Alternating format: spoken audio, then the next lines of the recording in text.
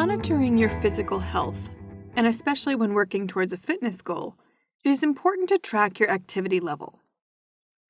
Sometimes self-report, or tracking your activity level by memory, can lead to a skewed perspective on how active you are.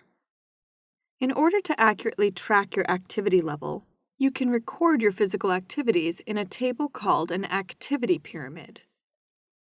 There are 6 types of physical activities that need to be included in your life: rest, strength activities, flexibility activities, cardiovascular exercise, recreational activities, and everyday physical activities. The activity pyramid shows these 6 activities and gives suggestions for the number of times per week each activity should be performed. At the top of the pyramid are rest activities. These include things like watching TV, using the computer, or playing video games. Rest activities dominate many of our lives, and it is recommended that we cut down on these activities as much as possible. Keep in mind, however, that it is still important to maintain healthy sleep habits and strive to get 8 hours of sleep per night. Strength and flexibility activities are on the next level of the activity pyramid. Strength and flexibility activities should each be conducted at least 2 times per week. Strength activities help to build muscle and include things like weightlifting, crunches, push-ups, or lunges. For each strength session, you should choose 8 to 10 strength exercises and do 8 to 12 repetitions of each exercise. Flexibility activities include things like stretching and yoga that help to lengthen muscles and increase joint mobility. Stretches should be held for 30 seconds and should target all the major muscle groups. The next level of the activity pyramid includes cardio and recreational activities. These types of activities should each be done for a total of 150 minutes per week. This could mean 3 50-minute sessions, or 5 30-minute sessions per week, depending on what fits into your schedule and lifestyle. Cardiovascular exercises are designed to elevate your heart rate and give your cardiovascular system a workout. Cardio activities include aerobic exercises like jogging, swimming, bicycling, or brisk walking. Recreational activities are things we do to have fun while being active at the same time. Examples of recreational activities include hiking, dancing, or playing a sport like soccer or basketball. At the base of the pyramid are those everyday physical activities that should be a part of your daily lifestyle. These everyday activities include things like walking the dog, doing yard work, taking the stairs instead of the elevator, or riding your bike or walking to a destination rather than driving a car. You should try to incorporate this type of physical activity as much as possible in your daily life.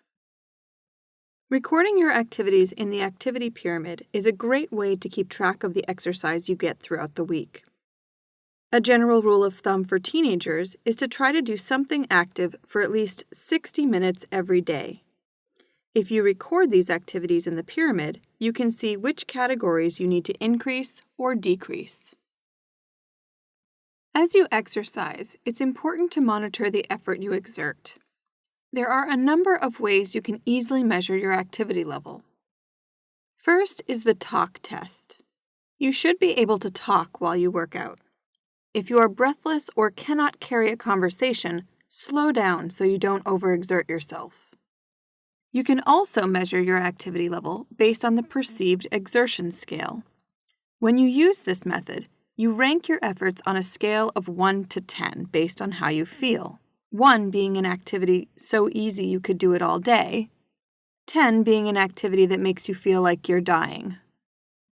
For most workouts, you should be somewhere between a level 5 and 6, where you are sweating and a little breathless, but you feel like you could keep going for a while.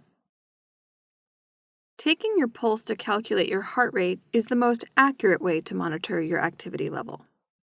To measure your pulse, place your middle and index finger on your neck, just to the side of your windpipe, or on the inner side of your wrist. Once you can feel your pulse, count how many beats you feel for a duration of 10 seconds.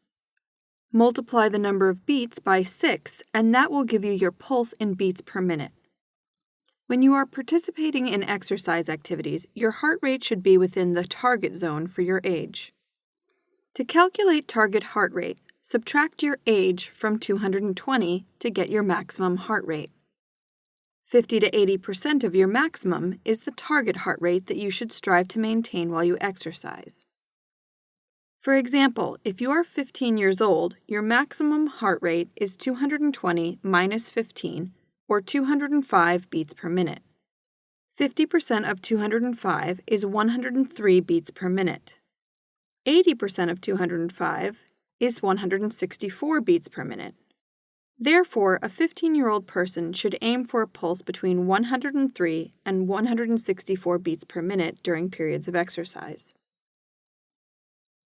Now that you know which types of activities you need to include in your weekly exercise routine, and you are familiar with the level of exertion you should feel, it's time to figure out where you can actually go to do your workouts. The easiest place to exercise is probably in your own home, yard, or neighborhood. Find an open space where you have room to move and won't bump into objects around you. You don't need expensive exercise equipment to work out either. You can simply use your own body weight or household items like cans of soup or water jugs for weights. You could even look on the internet for free at-home workouts to follow. In addition to working out at home, many public schools have gymnasiums and weight rooms that may be available for public use after school or during the evenings. Talk to a PE teacher or sports coach about gaining access to these facilities. There may also be community fitness centers that you could take advantage of. Check with the County Department of Parks and Recreation to find community pools, basketball courts, or walking trails near you.